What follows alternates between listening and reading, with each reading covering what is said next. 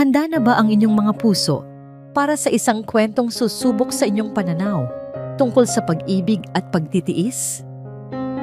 Halina't pakinggan natin ang isang salaysay na magpapatunay na kung minsan, ang pinakamalupit na kaaway ay hindi mo matatagpuan sa labas, kundi sa loob mismo ng tahanang inaakala mong sayo.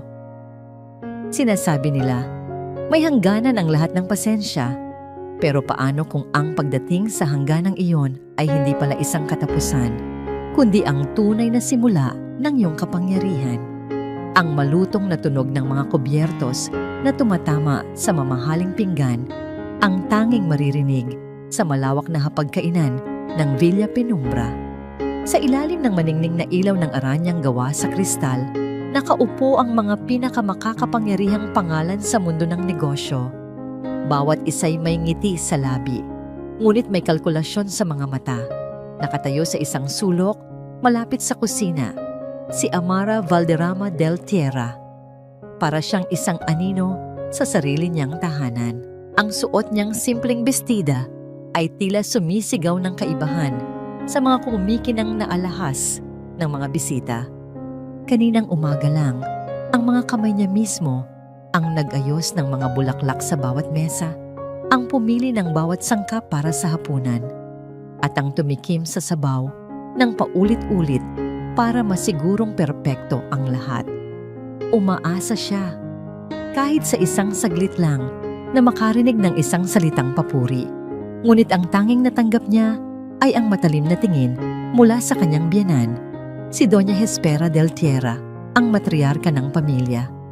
Amara, malamig na utos ni Doña Hespera, sapat lang para marinig ng mga katabi niya. Wala na bang alak si Don Ignacio? Ano pang ginagawa mo riyan? Maging kapaki-pakinabang ka naman. Walang salitang lumabas sa bibig ni Amara. Tumango lang siya, kinuha ang bote ng alak at marahang lumapit sa panauhin. Ngunit bago pa man niya masalina ng kopita, muling nagsalita ang biyenan. Ang boses ay puno ng panunuya. Hayaan niyo na siya, sabi ni Doña Hespera sa kanyang mga bisita na may kasamang isang mapagkumbabang tawa. Ganyan talaga kapag galing sa wala. Kahit anong gawin mong pagdamit at pag-aayos, lumalabas pa rin ang tunay na kulay. Isang malaking pasasalamat na lamang na kinupkop namin siya. Bawat salita ay parang isang karayom na tumutusok sa puso ni Amara. Naramdaman niya ang mga matang nakatingin sa kanya, mga matang mapanghusga, naaawa, at natatawa.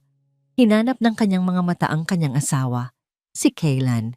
Nakaupo ito sa tabi ng kanyang ina, nakayuko, pinaglalaruan ang sariling kubyertos na para bang wala siyang narinig, na para bang ang asawa niya ay hindi unti-unting dinudurog sa harap ng lahat.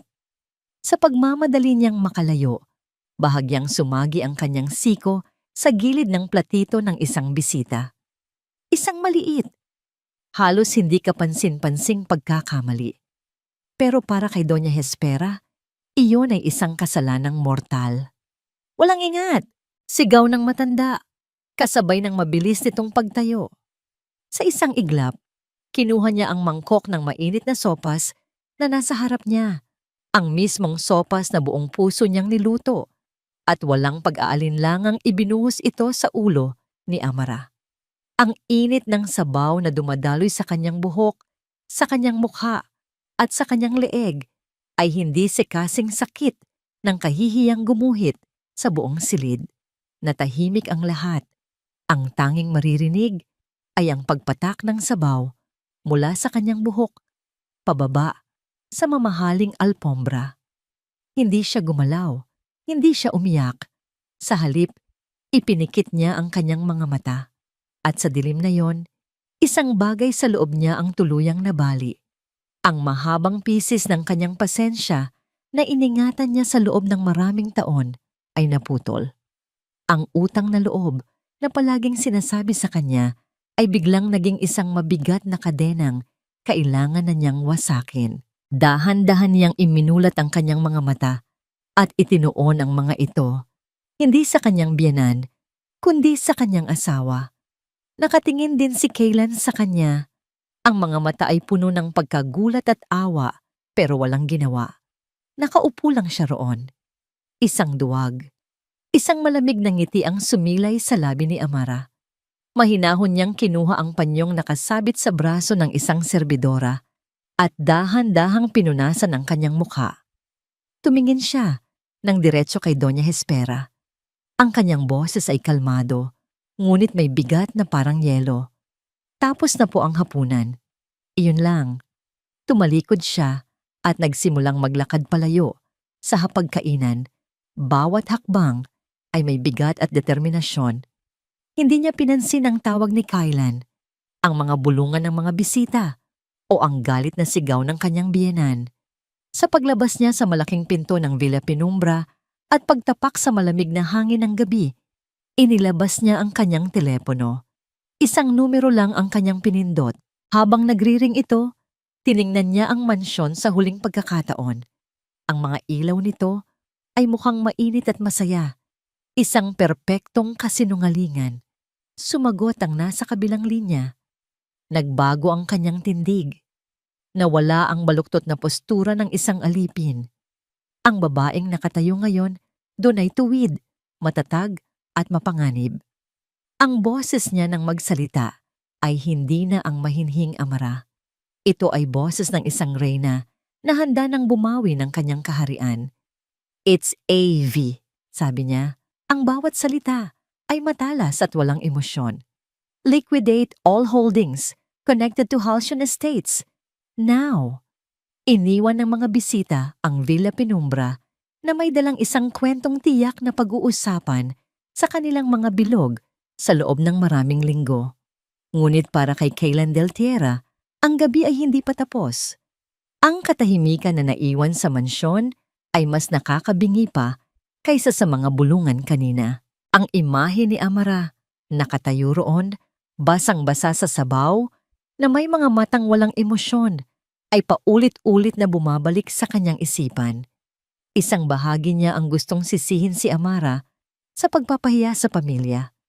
Ngunit isang mas malakas na bahagi, ang bahaging alam ang katotohanan, ang sumisigaw na siya ang may kasalanan, ang kanyang pananahimik, ang kanyang kaduwagan. Tumayo siya at naglakad patungo sa kanilang silid. Sarado ang pinto. Kumatok siya, mahina sa una, pagkatapos ay medyo malakas. "Amara, mahal, pakiusap, buksan mo ang pinto. Mag-usap tayo." Walang sagot. Ang tanging naririnig niya ay ang pagtibok ng sarili niyang puso sa kanyang mga tainga.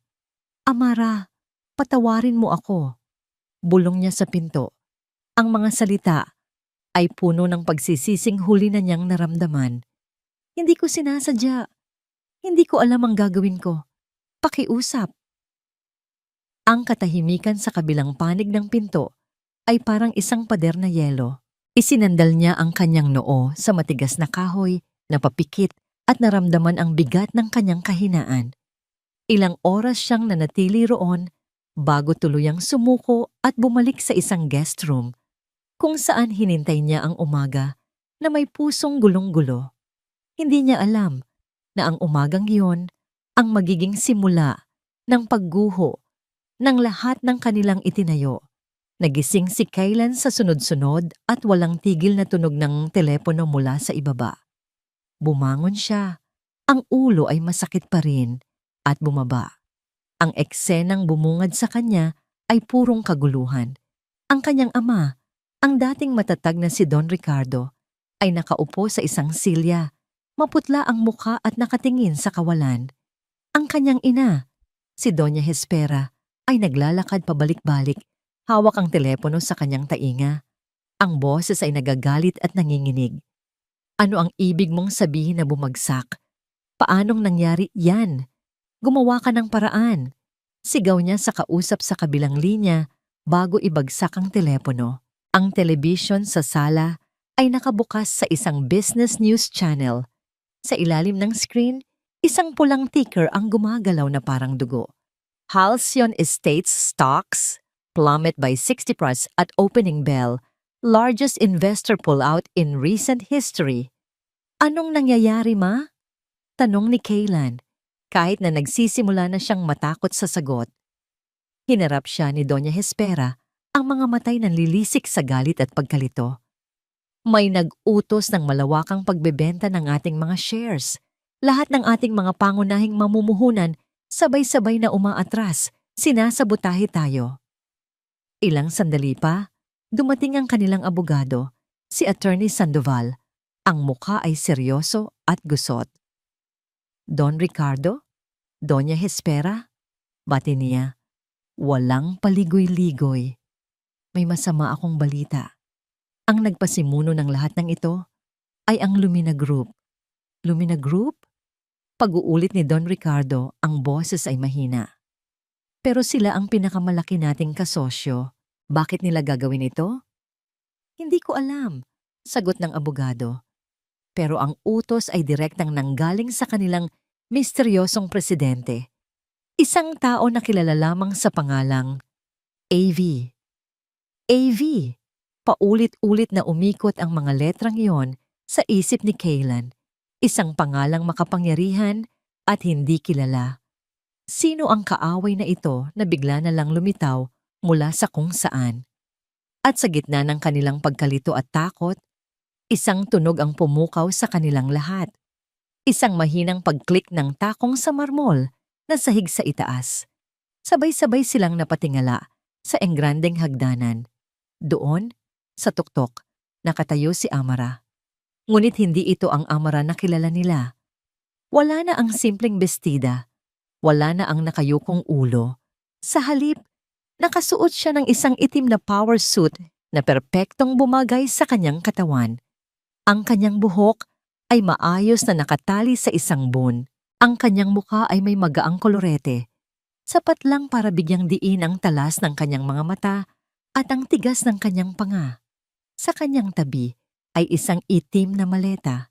Dahan-dahan siyang bumaba sa hagdan, bawat hakbang ay may tiwala at awtoridad.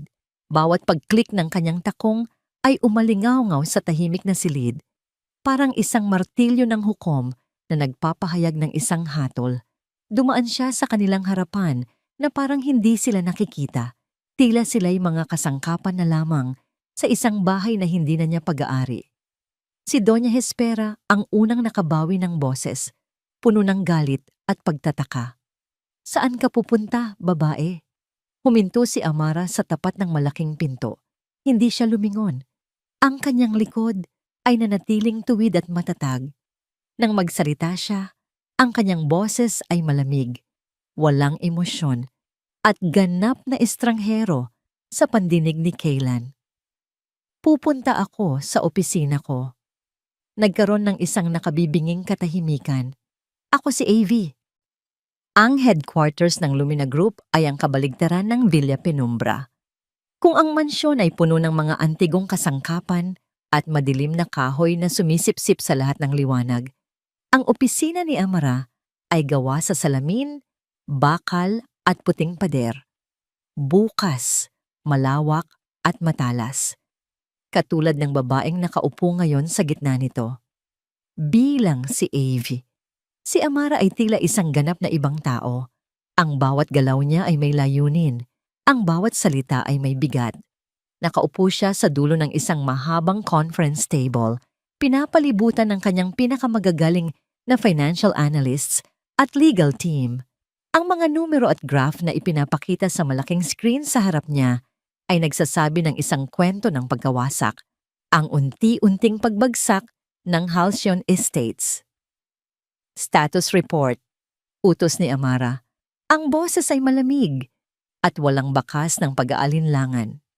Ma'am AV, we've successfully triggered a chain reaction, sabi ng isang analyst. Their stock value is in free fall. Major lenders are calling in their loans. In 48 hours, Halcyon will be facing insolvency. Tumango si Amara. Walang-walang ngiti. Walang anumang pahiwatig ng tagumpay. Para sa kanya, ito ay hindi isang laro. Ito ay isang operasyon. Isang pagtanggal ng isang cancer. Ngunit ang kontroladong mundo niya ay biglang nagambala nang bumukas ang pinto ng conference room. Pumasok si Kaylan. Ang mukha ay gusot. Ang damit ay lukot. at ang mga mata ay desperado. "Kaylan, anong ginagawa mo rito?" tanong ni Amara. Ang lamig sa kanyang boses ay hindi nagbago, kahit na isang kirot ang gumuhit sa kanyang puso nang makita ang itsura ng lalaking minsan niyang minahal. "Amara, pakiusap. Itigil mo na 'to," sabi ni Kaylan. Ang boses ay nanginginig. Lumapit siya sa mesa, hindi pinapansin ang mga nakatinging tauhan ni Amara. "Ano man ang kasalanan namin sa'yo ni Mama, patawarin mo na kami. Pero wag naman ganito. Sinisira mo ang lahat." Tiningnan lamang siya ni Amara. Ang kanyang mukha ay isang blangkong maskara. "Sinisira," pag-uulit niya. "O nililinis lang ang kalat na matagal nang dapat tinapon? Hindi mo ba naaalala?" Giit ni Kaylan. Ang boses ay tumataas. Ginagamit niya ang huling sandata na alam niyang mayroon siya, ang nakaraan. "Amara, ang pamilya ko ang kumupkop sa'yo noong wala ka ng matakbuhan. May utang na loob ka sa amin. Ito ba ang isusukli mo?" Ang mga salitang yon, utang na loob. Para itong isang susi na nagbukas ng isang nakakandadong pinto sa kanyang alaala. Isang pinto na matagal na niyang pinilit na huwag buksan. Bigla, wala na siya sa loob ng malamig na conference room. Bumalik siya sa nakaraan. 15 taon na ang nakalipas. Isang batang babae na nakaupo sa isang bangketa sa labas ng isang nasusunog na construction site. Yakap-yakap ang kanyang mga tuhod habang tinitingnan ang katawan ng kanyang tatay Gunita na tinatakpan ng puting kumot. Nawala ang lahat sa kanya sa isang iglap. Pagkatapos ay dumating sila, ang mag-asawang Del Tierra. Lumuhod si Doña Hespera sa harap niya. Ang mga kamay nito ay marahang humaplos sa kanyang buhok. Ang mga salita nito ay malumanay. Ngunit sa pagbabalik tanaw niya ngayon, ang bawat pantig ay may kasamang lason. "Huwag kang mag-alala, munting Amara," sabi nito noon. "Hindi ka namin pababayaan. Sa amin ka natitira. Ang kailangan mo lang gawin ay tumanaw ng utang na loob. Isang maliit na bagay lang yon, hindi ba?" Ang utang na loob, iyon ang naging pundasyon ng kanyang buhay sa Villa Penumbra. Bawat pagkaing inihain sa kanya, bawat damit na isinuot niya, bawat librong binasa niya, lahat ay may kasamang paalala ng kanyang utang. Iyon ang kadenang gumapos sa kanya sa loob ng 15 taon, ang parehong kadena na ginagamit ngayon ni Kaylan para hilahin siya pabalik. Bumalik siya sa kasalukuyan. Ang sakit sa kanyang mga alaala ay nagbigay daan sa isang matigas na kalinawan. Tumingin siya ng diretso sa mga mata ni Kaylan. Ang blankong ekspresyon niya ay napalitan ng isang bagay na mas malalim, isang pinaghalong awa at determinasyon. "Ang utang na loob, Kaylan," sabi niya. Ang kanyang boses ay mahinahon ngunit bawat salita ay matalim. Binabayaran, pero hindi habang buhay na pinapasan. Tumayo siya at dahan-dahang lumapit sa kanya. Ang bawat hakbang ay nagpaparamdam ng kapangyarihan. "At sa tingin ko," dagdag niya, "halos pabulong na. Sobra-sobra na ang naibayad kong interes sa lahat ng mga taon na tiniis ko." Walang masabi si Kaylan. Nakita niya sa mga mata ni Amara na wala ng anumang salita ang makakatalo sa kanya. Ang babaeng nasa harap niya ay hindi na ang babaeng kaya niyang saktan sa pamamagitan ng kanyang pananahimik. Nang walang anumang salita, tumalikod si Kaylan at dahan-dahang lumabas ng silid, iniwan ang isang katahimikan na mas mabigat pa kaysa kanina. Hindi gumalaw si Amara. Nanatili siyang nakatayo roon. Pinapanood ang pintong isinara ni Kaylan. Ang pagbanggit sa kanyang utang na loob ay hindi nagpahina sa kanya. Sa halip nagtanim ito ng isang bagong binhi sa kanyang isipan. Isang nakakabahalang tanong, bakit nga ba sila naging ganoon kabait sa kanya noon? Lumingon siya sa kanyang executive assistant. Ang lamig ay bumalik sa kanyang boses, ngunit ngayon ay may kasama na itong bagong layunin. "Ana," tawag niya. "Yes, Ma'am AV?" Simulan mo ang malalim na pagsisiyasat sa lahat ng proyekto ng Halcyon Estates. Huminto siya sandali. Ang kanyang mga mata ay nagdidilim. Lalo na yung mga proyekto, 15 taon na ang nakalilipas. Noong taon na namatay ang tatay ko. Gabi na, pero ang ilaw sa pinakatuktok na palapag ng Lumina Tower ay nananatiling bukas. Sa loob ng opisina ni Amara, ang malaking mesa na gawa sa salamin ay napupuno ng mga kahon ng mga lumang dokumento, mga ledger at mga blueprint mula sa Halcyon Estates, mga anino ng isang nakaraang unti-unti niyang binubuhay. Narito, sabi ng kanyang lead investigator, isang lalaking may salamin na nagngangalang David, habang itinuturo ang isang pahina sa isang makapal na ledger. Proyektong San Felipe Bridge, 15 taon na ang nakalipas, ang project supervisor, Gunita Ramos. Lumapit si Amara, ang kanyang mga mata ay matalas na sinusuri ang bawat linya. Ang pangalan ng kanyang ama ay tila isang multo na bumangon mula sa papel. Anong meron dito? Tanong niya. Napakaraming hindi tugma, Ma'am AV. Paliwanag ni David. Mga bayad sa mga supplier na hindi naman nag-i-exist. Mga presyo ng materyales na sobrang ipinatong. Milyon-milyong piso ang nawawala.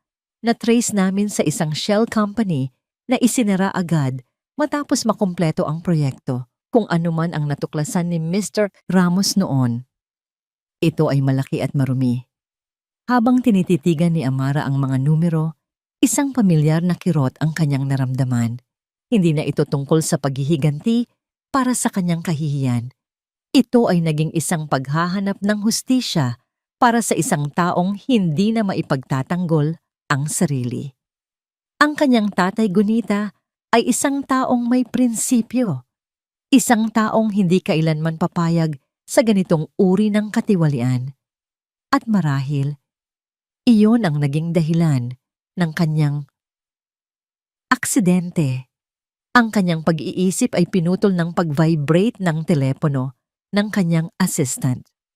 Pagkatapos ng ilang sandali, lumapit ito sa kanya. Ang mukha ay nag-aalala. Ma'am, kailangan niyo pong makita ito. Itinutok nito ang isang tablet sa kanya. Nakaplay dito ang isang eksklusibong panayam sa telebisyon. At sa screen, nakaupo si Doña Hespera. Ang mukha ay puno ng pekeng luha. Ang boses ay basag sa pag-iyak. Si Amara, itinuring namin siyang parang tunay na anak, sabi ni Doña Hespera sa reporter, habang pinupunasan ang kanyang mga mata. Binigay namin ang lahat sa kanya. Isang magandang tahanan, isang magandang buhay, ang apelyido ng aming pamilya. At ito ang isusukli niya sa amin. Isang ahas na pinalaki mo sa iyong tahanan. Pinanood ni Amara ang bawat segundo ng palabas. Pinakinggan niya ang bawat kasinungalingan na lumalabas sa bibig ng babaeng nagpahirap sa kanya. Alam niyang darating ito. Ang pag-atake sa kanyang karakter. Ang pagpipinta sa kanya bilang isang walang utang na loob na halimaw. Nasaktan siya, ngunit ang sakit ay mabilis na napalitan ng isang malamig na galit. Gagamitin ni Doña Hespera ang lahat para protektahan ang kanyang maruming imperyo. Hayaan mo siya, sabi ni Amara sa kanyang mga tauhan na nakatingin din sa screen na may halong galit. Mas malakas ang ingay ng isang lata. Kapag wala itong laman, ipagpatuloy niyo ang trabaho. Ngunit ng gabing iyon, habang nag-iisa na siya sa kanyang opisina at tinitingnan ang skyline ng syudad, tumunog ang kanyang pribadong telepono. Isang numero na hindi nakarehistro. Nag-alinlangan siya sandali bago ito sagutin. Hello, Amara Valderrama? Sabi ng isang boses sa kabilang linya. Isang boses na binago ng makina, malalim at nakakakilabot. O dapat ba naming sabihin, AV? Nanigas si Amara sa kanyang kinauupuan. Masyado ka nang malalim maghukay, patuloy ng boses. May mga bagay na dapat manatiling nakalibing. Itigil mo na ito habang may pagkakataon ka pa para sa sarili mong kaligtasan. Pagkatapos ay isang click, ibinaba na ang tawag. Hinawakan niya ng mahigpit ang telepono. Ang kanyang puso ay malakas na kumakabog. Hindi dahil sa takot, kundi dahil sa kumpirmasyon. Tama siya. Mayroon silang itinatago. Isang bagay na napakadilim na handa silang pumatay para maprotektahan. At sa gitna ng kanyang mga iniisip, muling tumunog ang kanyang telepono. Sa pagkakataong ito, isang pamilyar na pangalan ang lumitaw. Alonsina, ang matandang kasambahay na nagsilbing kanyang yaya at tanging kakampi sa Villa Penumbra. Sinagot niya ito kaagad. Manang Alon, napatawag po kayo? Ayos lang po ba kayo? Ma'am Amara, sagot ng matanda. Ang boses ay nanginginig at puno ng takot. Ayos lang po ako. Pero kayo po, ma'am, may kailangan po kayong malaman. Ano po iyon, Manang? Pero hindi po pwedeng sa telepono. Bulong ni Alonsina. Natatakot po ako, Ma'am Amara. Natatakot po ako para sa inyo. Bago pa man makasagot si Amara, pumasok ang kanyang assistant na si Ana. Ang mukha ay maputla. Manang, tatawag po ako ulit, sabi ni Amara bago ibaba ang tawag at hinarap si Ana. Anong problema? Huminga ng malalim si Ana, tila naghahanda para sa isang masamang balita. Ma'am AV, sinubukan naming kunin ang mga opisyal na dokumento tungkol sa pagkamatay ni Mr. Gunita Ramos. Huminto ito sandali. Ang mga matay nakatingin sa kanya. Ang police report tungkol sa aksidente niya mukhang nawawala sa archives. Ang Villa Penumbra ay naging isang malaking puntod. Ang dating sigla na dulot ng kapangyarihan at yaman ay napalitan ng isang mabigat na katahimikan na binabasag lamang ng paminsan-minsang sigaw ni Doña Hespera sa kanyang mga abogado sa telepono. Si Don Ricardo naman ay tila tumanda ng 10 taon sa loob lamang ng ilang araw, palaging nakaupo sa kanyang silya sa library, nakatingin sa kawalan. At si Kylan, nasa gitna ng lahat ng ito, ay parang isang multo na naglalakad sa mga pasilyo ng kanilang gumuguhong kaharian. Ang mga salita ni Amara, sobra-sobra na ang naibayad kong interes, ay patuloy na umuulit sa kanyang isipan. Isang masakit na paalala ng kanyang pagkukulang. Isang hapon, upang takasan ang nakakabinging katahimikan ng bahay, napadpad siya sa lumang opisina ng kanyang ama. Nagbabaka sakali siyang may makikitang dokumento, kahit anong papel, na maaaring makatulong sa kanila na makapagpapatunay na mali si Amara. Ngunit sa halip, ang kanyang mga mata ay napako sa isang hilera ng mga kahon sa sulok na natatakpan na ng alikabok, mga lumang gamit. Binuksan niya ang isa. Nakita niya ang mga larawan nila ni Amara noong mga unang taon ng kanilang pagsasama. Mga ngiting ng ngayon ay tila kasinungalingan na lamang. Mga sandali ng kaligayahan na hindi niya napahalagahan. Isang matinding pagsisisi ang bumalot sa kanya. Paano niya hinayaang mangyari ito? Paano niya hinayaang tapak-tapakan ng kanyang ina ang babaeng pinakamamahal niya? Sa ilalim ng mga litrato, may isa pang mas maliit na kahon. Nakaipit dito ang isang lumang papel na nakasulat, "Mga gamit ni Amara." Binuksan niya ito dahil sa kuryosidad. Sa loob, naroon ang mga simpleng bagay. Isang kupas na panyo, isang pares ng sirang tsinelas, isang maliit na manikang gawa sa retaso, at ilang mga libro. Mga labi ng buhay ni Amara bago siya naging isang diletyera. Habang hinahawakan niya ang mga ito, naramdaman niya ang bigat ng buhay na ipinagkait nila sa kanya. Ngunit sa ilalim ng lahat ng ito, may isang bagay na nakaagaw ng kanyang pansin.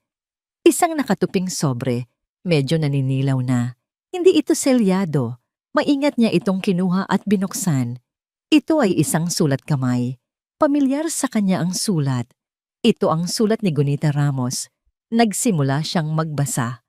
Ang sulat ay para sa isang kaibigan nitong abogado sa probinsya. Kumparing Jose, kumusta ka na? Sana ay nasa mabuti kang kalagayan. Pasensya na kung biglaan ang sulat kong ito, ngunit kailangan ko ng iyong payo.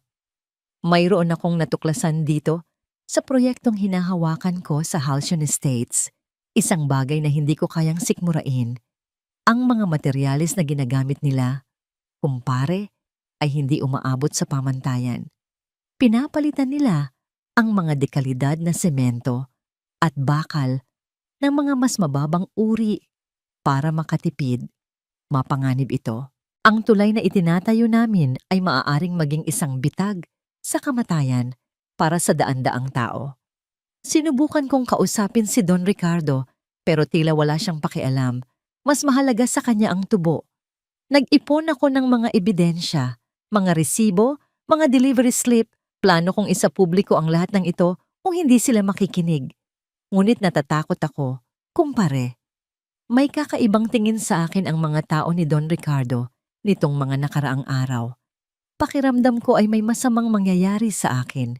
Kung sakali man, pakiusap, ingatan mo ang anak-anakan kong si Amara. Siya na lang ang mayroon ako sa mundo. Ang iyong kaibigan, Gunita. Ang petsa sa dulo ng sulat ay 2 araw bago ang aksidente sa construction site. Nabitiwan ni Kaylan ang sulat na para siyang napaso. Ang kanyang mga kamay ay nagsimulang manginig.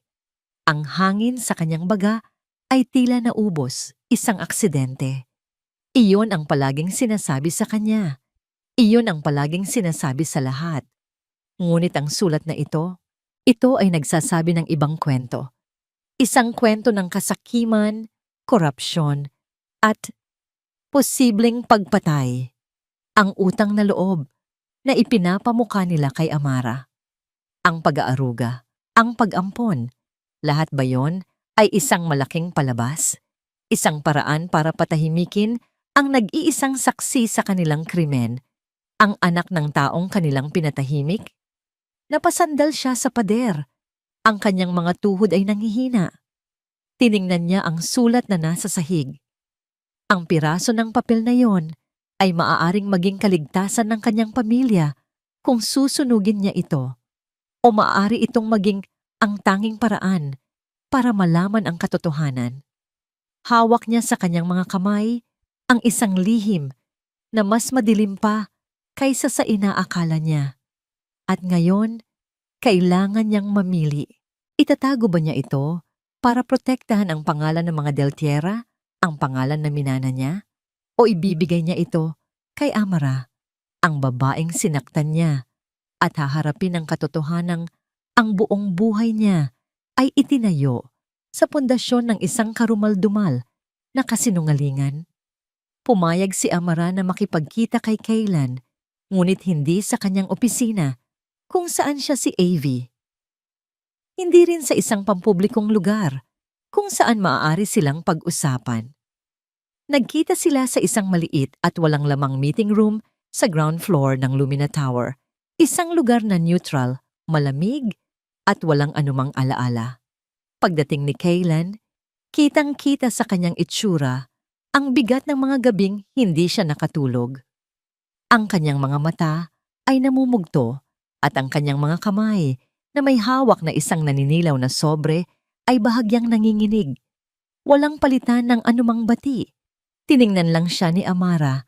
Ang kanyang muka ay kalmado, naghihintay. Amara! Nagsimula si Kaylan, ang kanyang boses ay paos at basag. May nakita ako sa mga lumang gamit sa opisina ni Papa. Dahan-dahan niyang inilapag ang sobre sa lamesang salamin na nasa pagitan nila at itinulak ito palapit sa kanya. Tinitigan ni Amara ang sobre, pagkatapos ay ang mukha ni Kaylan na puno ng halo-halong emosyon, takot, pagsisisi at isang uri ng desperadong paghahanap ng katotohanan. Maingat niyang kinuha ang sulat. Hindi ko alam, Amara. Halos pabulong na sabi ni Kaylan. Manwalang, hindi ko alam. Patawarin mo ako. Binuksan ni Amara ang sulat. Habang ang kanyang mga mata ay mabilis na binabasa ang bawat salitang nakasulat sa pamilyar na kamay ng kanyang tatay Gunita. Ang maskara ng pagiging si Ave ay unti-unting gumuho. Bawat salita ay parang lason na dahan-dahang kumakalat sa kanyang sistema. Ang mga materyales na ginagamit nila, kumpare, ay hindi umaabot sa pamantayan. Sinubukan kong kausapin si Don Ricardo. Natatakot ako, kumpare. Pakiramdam ko ay may masamang mangyayari sa akin. Ang hininga niya ay biglang naging mababaw. Ang malamig na meeting room ay tila uminit, pagkatapos ay biglang lumamig na parang yelo. Ang mga salita sa papel ay nagsimulang lumabo. Ang tanging malinaw na nakikita niya ay ang petsa. 2 araw bago siya maulila. Ang mundo ni Amara ay huminto. Bigla, ang ingay ng kanyang paligid ay nawala. Napalitan ito ng isang masayang alaala, isang imahe na matagal na niyang ibinaon sa ilalim ng kanyang sakit. Nakikita niya ang kanyang tatay Gunita sa kanilang maliit na bakuran. Tinuturuan siyang magkarpintero. Ang amoy ng kahoy, ang init ng araw, ang magaspang ngunit maalagang mga kamay ng kanyang ama na gumagabay sa kanya. Laging mong tatandaan, Hiraya, sabi nito sa kanya noon, gamit ang palayaw na tanging ito lang ang tumatawag. Ang isang matibay na pundasyon ang pinakamahalaga sa lahat, sa bahay at sa buhay. Ang nangiti nito, ang tawa nito, ang pakiramdam ng kaligtasan. Lahat ng yun ay kinuha sa kanya, hindi ng isang aksidente, kundi ng kasakiman. Isang mainit na likido ang pumatak sa papel. Doon lang niya namalayan na umiiyak na pala siya. Ngunit hindi ito mga luha ng kalungkutan. Ito ay mga luha ng matinding galit. Dahan-dahan niyang ibinaba ang sulat sa mesa. Ang kanyang mga kamay ay hindi na nanginginig. Ang kanyang pag-iyak ay huminto. Nang itaas niya ang kanyang ulo upang tingnan si Kaylan, ang kanyang mga mata ay hindi na nagpapakita ng sakit. Ang mga ito ay nag-aalab sa isang apoy na kayang tumupok ng isang buong imperyo. Ang utang na loob, ang pagkalinga, ang pasasalamat. Lahat ng yon ay isang malaking kasinungalingan, isang tabing na ginamit upang pagtakpan ang pinakamadilim na krimen. Ang buhay niya sa Villa Penumbra, ang bawat pagtitiis, ang bawat pagpapahiya. Lahat ng yon ay itinayo sa ibabaw ng libingan ng kanyang ama. Ang pasasalamat na palagi ninyong sinasabi, sabi ni Amara. Ang kanyang boses ay hindi pa sigaw, kundi isang bulong na mas matalas pa sa anumang patalim. Ang utang na loob na ipinapasan ninyo sa akin sa loob ng 15 taon. Tumingin siya ng diretso sa mga mata ni Kaylan. At sa sandaling iyon, nakita ni Kaylan ang tunay na pagbagsak, hindi ng kanilang kumpanya, kundi ng lahat ng kahulugan sa kanilang buhay. Dugo pala ng tatay ko.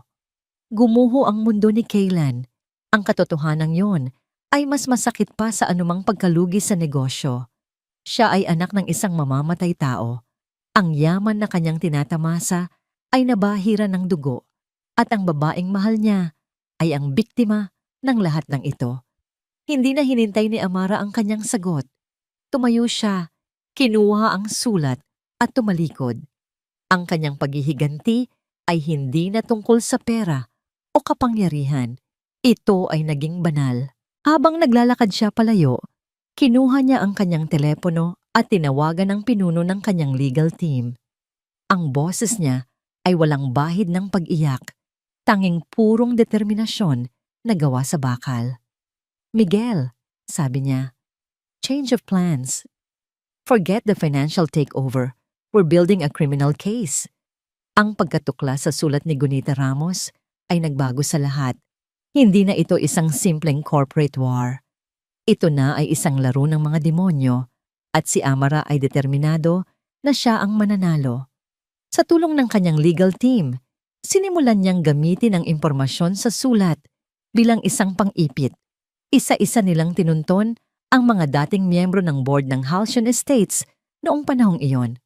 Ang ilan ay matanda na. Ang ilan ay nagretiro na. Ngunit ang takot ay isang bagay na hindi kumukupas sa paglipas ng panahon. Isang hapon, sa isang tahimik na coffee shop, hinarap ni Amara si Ginoong De Leon, ang dating Chief Financial Officer ng Halcyon. Inilapag ni Amara ang isang kopya ng sulat sa mesa. Hindi ko alam kung ano ang sinasabi mo. Mabilis na tanggi ng matanda. Ngunit ang panginginig ng kanyang mga kamay habang hawak ang tasa ng kape ay nagsasabi ng ibang kwento. Ginoong De Leon, sabi ni Amara. Ang boses niya ay kalmado, ngunit may bigat. Ang sulat na ito ay nagpapatunay na may alam si Tatay Gunita. At namatay siya 2 araw pagkatapos niya itong isulat. Ang kailangan ko lang ay isang testigo na magpapatunay na si Don Ricardo ang nag-utos ng paggamit ng substandard na materyales. Makipagtulungan ka sa akin at sisiguraduhin kong immunity ang mapupunta sa'yo. Kung hindi, kasama ka sa pagbagsak nila. Ang matanda ay namutla.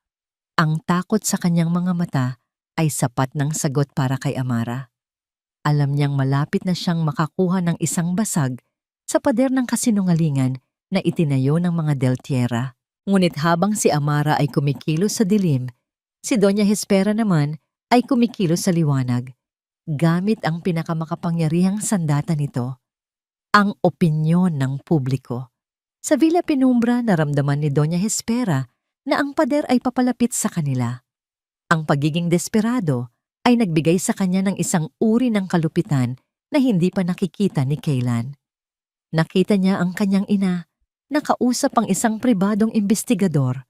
Ang boses nito ay malamig at walang awa. Wala akong pakialam kung ano ang gagawin mo, utos ni Doña Hespera. Halongkatin mo ang buong pagkatao ng babaeng yan, ang kanyang mga magulang, ang kanyang pinanggalingan. Lahat tayo ay may itinatagong dumi. Hanapin mo ang sa kanya. At hindi nagtagal, natagpuan nila ito. O sa halip, gumawa sila ng isa. Isang umaga, nagising si Amara sa isang bagong bagyo sa media. Ang headline sa bawat online news portal at pahayagan ay sumisigaw. Ang madilim na lihim ni AV, ama ni Amara Valderrama, sangkot sa isang malaking kaso ng estafa. Ang artikulo ay puno ng mga kalahating katotohanan at purong kasinungalingan. Sinasabi rito na ang tunay na ama ni Amara ay isang kilalang manloloko na tumakas sa batas at iniwan siya dahil sa kahihiyan. Ipinapahiwatig ng kwento na ang mansanas ay hindi nahuhulog malayo sa puno, na si Amara ay may dugong masama at ang kanyang pag-atake sa Halcyon ay hindi dahil sa hustisya, kundi dahil sa likas na kasakiman. Habang binabasa ni Amara ang mga salita, naramdaman niya ang isang sakit na mas malalim pa kaysa sa kahihiyang idinulot ng sabaw. Ang kanyang pagkatao ay hindi kailanman naging issue. Si Tatay Gunita, ang nag-iisang ama, nakilala niya. Ang pagdungis sa alaala ng mga taong hindi na niya nakilala para lang sirain siya ay isang napakababang uri ng pag-atake. Sa kabilang banda, si Kaylan ay nasa bahay. Pinapanood ang kanyang ina na may bagong sigla. Ang balita ay tila nagbigay sa kanya ng bagong lakas. Nakikita mo na, Kaylan, sabi ni Doña Hespera sa anak, ang boses ay puno ng tagumpay. Iyan ang tunay na kulay ng asawa mo, isang manloloko, tulad ng kanyang ama. Hindi siya biktima rito. Siya ang manggaganso. Sinisira niya tayo dahil iyon ang nasa dugo niya. Ang mga salita ng kanyang ina ay parang lason na unti-unting pumapasok sa isip ni Kaylan. Siya ay nalilito. Ang sulat na ibinigay niya kay Amara ay nagpapahiwatig ng kasalanan ng kanyang ama. Ngunit ang bagong ebidensya na ito, kaya ba talagang gawin ni Amara ang lahat ng ito dahil lang sa paghihiganti? Ang pag-ibig niya para kay Amara ay nakikipaglaban sa buong buhay na katapatan niya sa kanyang ina. At sa labanang iyon, ang takot at pagkalito ang nagsimulang manalo. Nang gabing iyon, kahit alam niyang mali, kahit may isang bahagi sa kanya na sumisigaw na huwag, kinuha ni Kaylan ang kanyang telepono at tinawagan si Amara. Amara, totoo ba? Tanong niya. Ang boses ay puno ng galit na hindi niya alam kung saan nanggagaling. Sa kanya ba o sa kanyang ina? Ang alin, Kaylan? Sagot ni Amara. Ang boses ay pagod. Ang tungkol sa tatay mo. Ang lahat ng ito. Ginagawa mo ba ito dahil isa kang sinungaling? Dahil gusto mo lang makuha ang pera namin? Isang mahabang katahimikan ang sumunod sa kabilang linya. At nang magsalita si Amara, ang kanyang boses ay wala ng bakas ng pagod. Tanging isang malamig na bigat. Naniwala ka sa kanya. Hindi ito isang tanong. Ito ay isang pahayag. Isang hatol. At sa halip na ipagtanggol ang sarili, sinabi ni Kaylan ang mga salitang tuluyang wawasak sa anumang natitirang pag-asa sa puso ni Amara. Mga salitang ipinabaon sa kanya ng kanyang ina. Halimaw ka. Sinisira mo kami dahil sa kasinungalingan mo. Pagkatapos ay ibinaba niya ang tawag, nanginginig. Hindi sigurado kung ang bigat na nararamdaman niya ay dahil sa galit o sa matinding pagsisisi. Ang tunog ng pagbagsak ng telepono mula sa kabilang linya ay mas malakas pa kaysa sa isang pagsabog. Halimaw ka. Sinisira mo kami dahil sa kasinungalingan mo. Ang mga salita ni Kaylan ay umalingaw-ngaw sa loob ng tahimik na opisina ni Amara. Hindi ito ang galit na sigaw ng isang kaaway. Ito ay ang tinig ng pagkakanulo mula sa taong minsan niyang pinagkatiwalaan ng kanyang puso. Ito ang huling suntok. Kung ang pagbuhos ng sabaw ay ang nagsimula ng apoy sa loob niya at ang sulat ng kanyang ama ang nagbigay ng direksyon sa apoy na yon, ang mga salita ni Kaylan ang nagsilbing isang malakas na hangin na halos pumatay sa liyab at iniwan siyang nilalamon ng malamig na usok. Nakatayo lang siya roon, hawak pa rin ang telepono, nakatingin sa salamin na bintana ng kanyang opisina. Sa ibaba, ang mga ilaw ng syudad ay kumikinang na parang mga bituin na nahulog mula sa langit. Ang mundo ay nagpapatuloy sa kanyang pag-ikot. Walang pakialam sa isang pusong nadudurog sa ika-40 palapag ng isang gusali. Ang lahat ng lakas na kanyang inipon, ang lahat ng determinasyon na kanyang itinayo, ay tila biglang naglaho. Pinalitan ito ng isang nakapanglulumong bigat. Napaupo siya sa kanyang silya, ang katawan ay tila nawalan ng buto. Para saan pa ang lahat ng ito? Lumalaban siya para sa katarungan, ngunit ang mundong pinoprotektahan niya ay kinakalaban siya. Ang publiko ay naniniwala sa mga kasinungalingan ni Doña Hespera. Ang mga taong dati niyang pinagkakatiwalaan ay natatakot magsalita. At si Kaylan, ang lalaking inasahan niyang sa kaibuturan ng kanyang puso ay kakampi sa tama, ay pinili ang panig ng kanyang mga berdugo. Nag-iisa siya, ganap na nag-iisa. Tiningnan niya ang isang maliit na picture frame sa kanyang mesa. Ito lang ang tanging personal na bagay sa kanyang malinis na opisina. Isang kupas na litrato nila ng kanyang tatay Gunita, nakangiti habang kumakain ng sorbetes sa parke. Ang mga mata ng kanyang ama sa litrato ay puno ng pagmamahal at pag-asa para sa kanya. Tama po ba itong ginagawa ko, Tay? Bulong niya sa kawalan.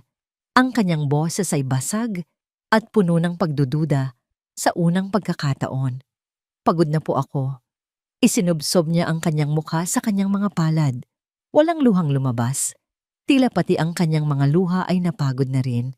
Ang nararamdaman niya ay hindi na galit o sakit. Ito ay isang malawak na kawalan. Isang pakiramdam na kahit manalo pa siya sa laban na ito, talo pa rin siya sa huli. Naisip niyang sumuko. Ibenta na lang ang lahat ng shares, lumayo, at magsimula ng bagong buhay sa ibang bansa, kung saan walang nakakakilala sa kanya. Kung saan ang pangalang Valderrama at Del Tierra ay walang kahulugan. Sa gitna ng kanyang madilim na pag-iisip, muling umilaw ang screen ng kanyang telepono. Hindi niya ito pinansin sa una. Ngunit nang makita niya kung sino ang tumatawag, Isang maliit na bahagi ng kanyang puso ang kumilos. Manang Alonsina. Matagal niyang tinitigan ang screen bago niya ito sinagot. Ang kanyang boses ay halos hindi marinig. Hello, Manang. Mama Mara. Diyos ko, salamat at sumagot kayo. Sabi ni Alonsina. Ang boses ay puno ng pag-aalala at panginginig. Napanood ko po ang balita. Huwag po kayong maniniwala sa kanila.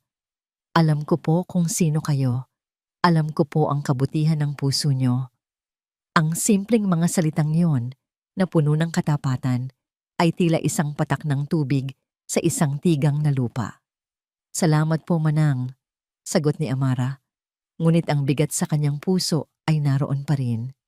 Ma'am Amara, pagpapatuloy ni Alonsina, ang boses ay bumaba na parang isang bulong. Hindi na po kaya ng konsensya ko. Ang takot ko po ay walang-wala kumpara sa kasalanan ng pananahimik ko. Ma'am, kailangan ko pong sabihin sa inyo ang lahat. Nakinig si Amara. Ang kanyang paghinga ay huminto. Ang narinig ko noong gabi na namatay si Sir Gonita. Huminto sandali si Alonsina. Tila nag-iipon ng lakas ng loob. Ang tanging naririnig ni Amara ay ang mabilis na paghinga ng matanda sa kabilang linya. Ang narinig kong sinabi ni Don Ricardo kay Doña Hespera. Ang bawat salita ay dahan-dahan, ngunit may bigat na parang bato, na isa-isang bumabagsak sa katahimikan ng gabi at handa ng durugin ang huling pundasyon ng mga kasinungalingan ng pamilyang Del Tierra. Pinili ni Amara ang isang maliit at halos walang taong kapihan sa isang sulok ng syudad para sa kanilang pagkikita. Isang lugar na malayo sa mga matang mapanghusga at sa mga anino ng Lumina Tower at Villa Penumbra. Pagdating ni Alonsina, ang matandang kasambahay ay balot sa isang alampay. Ang kanyang mga mata ay ligalig, palaging tumitingin sa paligid na para bang may sumusunod sa kanya. Salamat po sa pagpunta, Manang, mahinahong sabi ni Amara habang inaabutan ito ng isang basong tubig. Ligtas po kayo rito. Huminga ng malalim si Alonsina. Ang kanyang mga kamay ay nanginginig habang hawak ang baso. Pasensya na po, Ma'am Amara. 15 taon ko po itong kinimkim. Ang takot na baka kung anong gawin nila sa pamilya ko sa probinsya kapag nagsalita ako. Naiintindihan ko po, sagot ni Amara. Ang kanyang boses ay puno ng pag-unawa. Ang lahat ng pagod at pagdududa na naramdaman niya kagabi ay napalitan ng isang matinding focus. Alam niyang ang sasabihin ng matanda ay kritikal. Nagsimulang magkwento si Alonsina at habang nagsasalita siya, ang kapihan ay tila naglaho. Dinala siya ng kanyang mga salita pabalik sa gabing iyon. 15 taon na ang nakalipas. Gabi na po noon nang umuwi si Don Ricardo. Bulong ni Alonsina, ang kanyang mga mata ay nakatingin sa malayo, na para bang muli niyang pinapanood ang eksena. Kakaiba po ang itsura niya. Puno ng putik ang kanyang sapatos at amoy alak. Nag-aabang po noon si Doña Hespera sa sala. Naglilinis po ako sa may hagdanan, sa dilim, kaya hindi po nila ako napansin. Ang bawat salita ni Alonsina ay malinaw sa isip ni Amara, na para bang siya mismo ang naroon. Narinig ko pong nagtanong si Donya. Kumusta? Sabi niya. Ang boses po niya ay malamig. Parang hindi nag-aalala, kundi naghihintay ng balita. Huminga muli ng malalim si Alonsina bago sabihin ang mga salitang magbabago sa lahat. At sumagot po si Don Ricardo. Ang sabi niya po, tapos na ang problema. Isang malamig na kuryente ang gumapang sa likod ni Amara. Tapos na ang problema. Ang problema, ang kanyang ama. Pero hindi po iyon ang pinakamasaklap, Ma'am Amra. Pagpapatuloy ni Alonsina, ang mga luha ay nagsisimula ng mamuo sa kanyang mga mata. Dahil pagkatapos po noon, may idinugtong si Don Ricardo, isang bagay na hinding-hindi ko po malilimutan habang ako'y nabubuhay. Tumingin si Alonsina ng diretso sa mga mata ni Amara. Ang kanyang sariling mga mata ay puno ng sakit at pagsisisi sa mahabang pananahimik. Ang sabi po niya, ayon sa mungkahi mo, ayon sa mungkahi mo, ayon sa mungkahi mo, ayon sa mungkahi mo. Paulit-ulit na umikot ang tatlong salitang iyon sa isip ni Amara. Bawat pag-ulit ay mas masakit, mas nakakagimbal. Hindi lang alam ni Doña Hespera ang krimen. Hindi lang siya isang kasabwat na tumulong magtago ng katotohanan. Siya ang nag-isip nito. Siya ang nagbigay ng ideya. Siya ang utak sa likod ng pagpatay sa kanyang ama. Ang babaeng nagbuhos ng mainit na sabaw sa kanya. Ang babaeng paulit-ulit na tumawag sa kanyang walang utang na loob. Ang babaeng nagpinta sa kanya bilang isang halimaw sa buong mundo. Ang babaeng iyon ay ang arkitekto ng kanyang pagkaulila. Ang biglaang pagkaunawa ay hindi nagdulot ng galit. Hindi rin ito nagdulot ng pag-iyak. Ito ay nagdulot ng isang nakakakilabot na kalinawan. Lahat ng ginawa ni Doña Hespera sa kanya sa loob ng 15 taon. Ang bawat panlalait, ang bawat pagpapahiya ay hindi lang simpleng pagmamaltrato. Iyon ay isang paraan ng pagpaparusa sa kanya dahil sa kanyang pag-iral.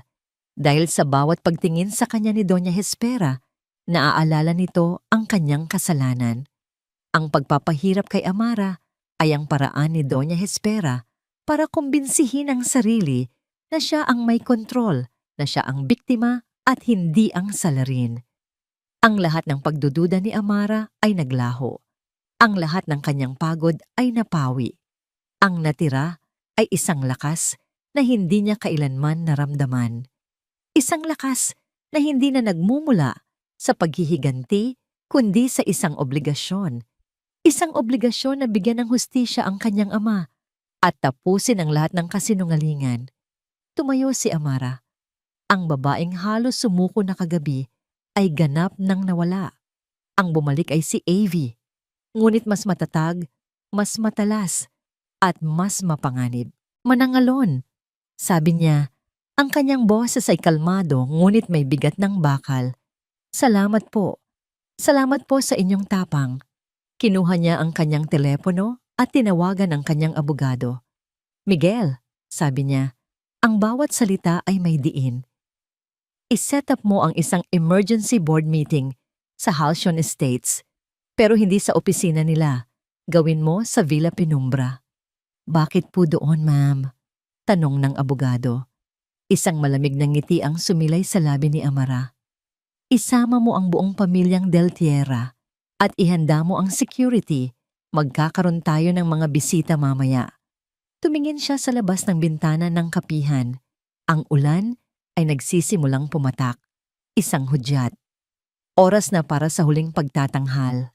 Ang sala ng Villa Penumbra, na dating lugar ng mga marangyang handaan at ng pinakamatinding kahihiyan ni Amara, ay naging isang silid ng paghuhukom.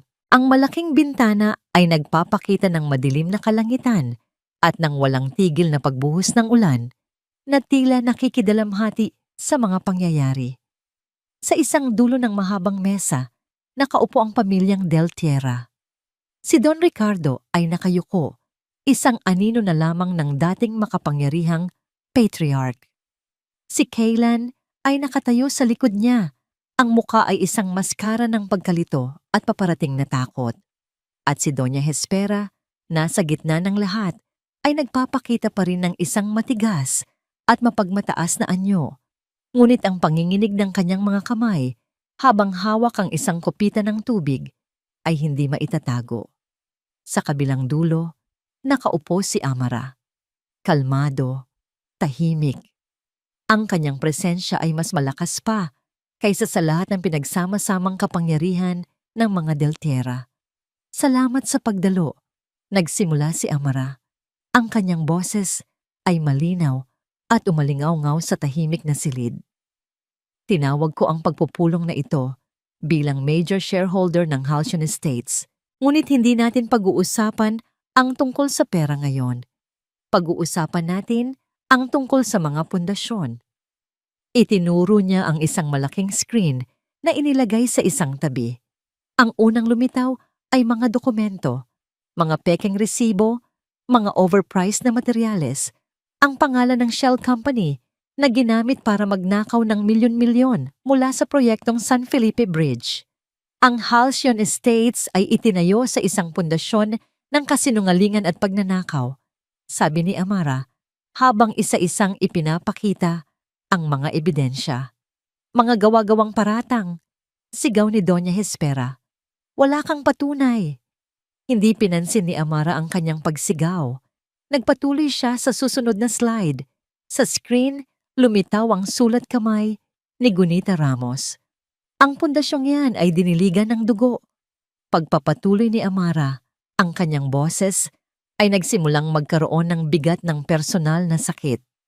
Ito ang sulat ng aking ama, si Gunita Ramos. Isinulat niya ito 2 araw bago siya mamatay. Isang aksidente na nangyari pagkatapos niyang matuklasan ang lahat ng ito. Napatingin si Kaylan sa kanyang ina. Nakita niya ang isang bahagyang pagbabago sa mukha nito. Isang kislap ng takot. Isang aksidente ang nangyari. Giit ni Doña Hespera, ang kanyang boses ay tumataas. Isang trahedya at pagkatapos ng lahat, kami pa ang kumupkop sa'yo. Kinupkop? Mahinang pag-uulit ni Amara na may kasamang isang mapait na ngiti. O siniguradong mananahimik ang anak ng taong pinatahimik ninyo? Wala kang mapapatunayan. Sa pagkakataong yon tumingin si Amara sa malaking pinto ng sala. Sigurado ka ba? Dahan-dahang bumukas ang pinto. Pumasok si Attorney Miguel at sa likod niya, si Alonsina. Nang makita ni Doña Hespera ang matandang kasambahay, ang lahat ng kulay ay nawala sa kanyang mukha. Ang kanyang mapagmataas na anyo ay biglang gumuho na parang isang kastilyong buhangin na hinampas ng alon. Manang alon, sabi ni Amara. Ang kanyang boses ay malumanay na. Maari mo bang sabihin sa amin ang narinig mo noong gabi na namatay ang aking ama? Nanginginig, ngunit may determinasyon sa kanyang mga mata. Humakbang si Alonsina. Tumingin siya kay Doña Hespera, pagkatapos ay kay Don Ricardo. Narinig ko po si Don Ricardo. Nagsimula si Alonsina. Ang kanyang boses ay malinaw sa kabila ng panginginig. Sinabi niya po, tapos na ang problema. Isang malakas na, hindi! Ang kumawala sa bibig ni Doña Hespera. Hindi pinansin ni Alonsina. Tumingin siya kay Amara at pagkatapos ay sa buong silid. At pagkatapos po, sinabi niyang muli, ayon sa mungkahi mo. Sa sandaling iyon, ang lahat ng hangin ay tila nawala sa silid. Gumuho ang mundo ni Kaylan. Tumingin siya sa kanyang ina, ang babaeng kanyang iginagalang, ang babaeng kanyang pinaniniwalaan. Ang nakita niya ay hindi isang matriarka, kundi isang kriminal. Ang lahat ng kasinungalingan, ang pagmamanipula, ang pag-atake, kay Amara. Lahat ay para pagtakpan ang isang karumaldumal na katotohanan. Ang kanyang ina ay isang mamamatay tao. Sinungaling, bayaran ka. Sigaw ni Doña Hespera kay Alonsina. Sinusubukang tumayo, ngunit ang kanyang mga tuhod ay nanghihina. Walang maniniwala sa isang hamak na katulong. Ako, sabi ni Amara. Ang kanyang boses ay biglang naging kasing lakas ng isang kulog. Tumayo siya. Ang kanyang mga mata ay nag-aalab. Naniniwala ako sa kanya. At maniniwala rin ang korte.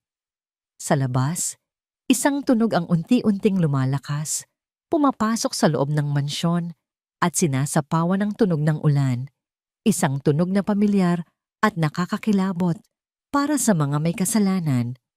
Ang sirena ng mga pulis. Hindi. Bulong ni Doña Hespera. Ang kanyang mga mata ay nanlalaki sa purong takot. Hindi mo magagawa ito. Lumakad si Amara palapit sa kanya. Hanggang sa sila na lang dalawa ang magkaharap. Wala nang natirang galit sa puso ni Amara. Ang natira na lang ay isang malungkot na pagtatapos. Tiningnan niya ang babaeng kumuha ng lahat sa kanya. Ito ang kabayaran. Ang pag-aresto kay Doña Hespera del Tierra ay naging pambansang balita. Ang pagbagsak ng Halcyon Estates ay hindi na lamang isang kwento ng negosyo. Ito ay naging isang kwento ng krimen, kasinungalingan at katarungan.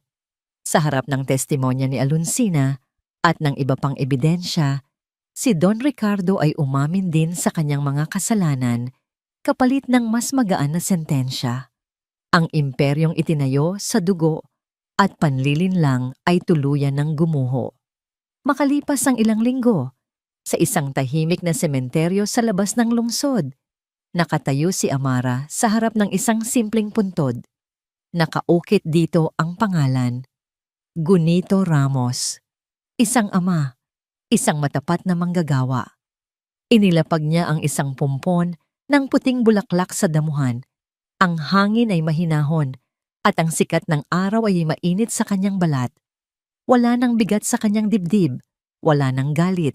Ang natira na lamang ay isang malalim na kapayapaan. May katarungan na po, Tay, bulong niya. Maari na po kayong magpahinga. Isang anino ang tumakip sa kanya. Nang lumingon siya, nakita niya si Kaylan. Payat, maputla, at ang mga mata ay puno ng bigat ng kasalanan ng kanyang buong pamilya. Hindi na siya ang mayabang na tagapagmana. Isa na lamang siyang lalaking nawalan ng lahat. Amara, sabi niya. Ang kanyang boses ay mahina. Wala akong karapatang humingi ng tawad. Alam ko iyon. Pero gusto ko lang malaman mo na nagsisisi ako. Nagsisisi ako sa bawat sandali ng aking pananahimik. Tinitigan siya ni Amara. Ang lalaking nasa harap niya ay hindi na ang duwag na asawa na kanyang kinamuhian. Nakikita niya ngayon ang isang taong nawawala, isang taong naghahanap ng paraan para muling buuin ang kanyang sarili mula sa pagkawasak. Ang pagpapatawad, Kaylan, ay isang mahabang proseso, sagot ni Amara. At hindi ko pa kayang ibigay iyon ngayon. Siguro, balang araw, pero hindi ngayon. Tumango si Kaylan, tinatanggap ang bawat salita. Naiintindihan ko. Tumalikod na sana siya para umalis, ngunit pinigilan siya ng boses ni Amara. Ang Halcyon Estates ay wala na, sabi niya. Ngunit mula sa mga abo nito, magtatayo ako ng bago. Ikinuwento niya ang kanyang plano. Ang bagong kumpanya na tatawagin niyang Sinagtala Builders, isang pangalan na hango sa sinag at tala, simbolo ng liwanag at pag-asa. Isang kumpanyang itatayo sa pundasyon ng katapatan at integridad, ang mga prinsipyong pinahalagahan ng kanyang ama. Ang paghihiganti ay hindi nagpapagaling ng sugat, Kaylan, sabi ni Amara. Ang pagtatayo ng isang bagay na mas mabuti ang tunay na nagpapagaling. Tumingin siya ng diretso sa mga mata ni Kaylan. Hindi ko maibibigay sa iyo ang kapatawaran, pero maaari kitang bigyan ng 100. 100 para sa pagbabayad sala. Makalipas ang ilang buwan, sa isang maalikabok na construction site, sa ilalim ng mainit na araw, isang bagong kumpanya ang nagsisimula ng kanilang unang proyekto. Isang pabahay para sa mga pamilyang mababa ang kita. Sa gitna ng mga manggagawa, may isang lalaking tahimik na nagbubuhat ng mga sako ng semento. Ang kanyang mukha ay nababalot ng pawis at alikabok. Ngunit sa kanyang mga mata, may isang bagong uri ng determinasyon. Ito si Kaylan. Hindi na isang Del Tierra.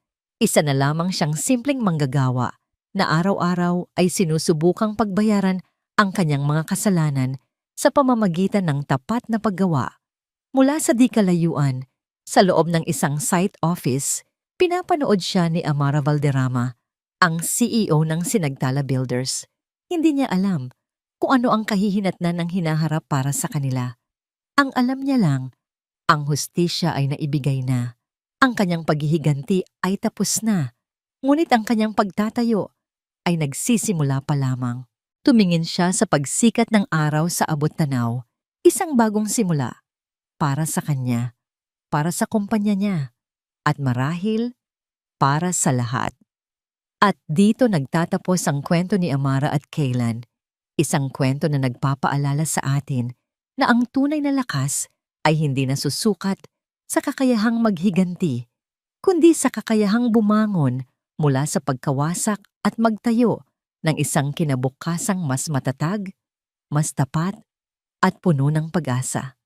Ang katarungan ay hindi lamang tungkol sa pagpaparusa sa may sala, kundi tungkol din sa pagpapagaling ng mga sugat na kanilang iniwan. Maraming salamat po sa inyong walang sawang pagsubaybay at pakikinig sa aming kwento. Sana po ay may napulot kayong aral at inspirasyon. Kung mayroon po kayong mga saloobin o komento tungkol sa kwento ni na Amara, huwag po kayong mag-atubiling i-comment sa ibaba. Anong uri po ng kwento ang gusto ninyong marinig sa susunod? Gusto naming malaman ang inyong mga mungkahi. Hindi dito nagtatapos ang ating paglalakbay. Marami pa pong kwentong kasing ganda at mas puno ng aral dito sa aming channel. Kung nagustuhan nyo ang kwentong ito, i-like, i-share sa pamilya at mga kaibigan at mag-subscribe na rin para lagi kayong updated sa mga susunod pa naming kwento. I-click nyo ang notification bell para kayo ang unang makarinig kapag may bago kaming upload. Pagpalain po kayo ng Panginoon, kayo at ang inyong buong pamilya. Hanggang sa muli.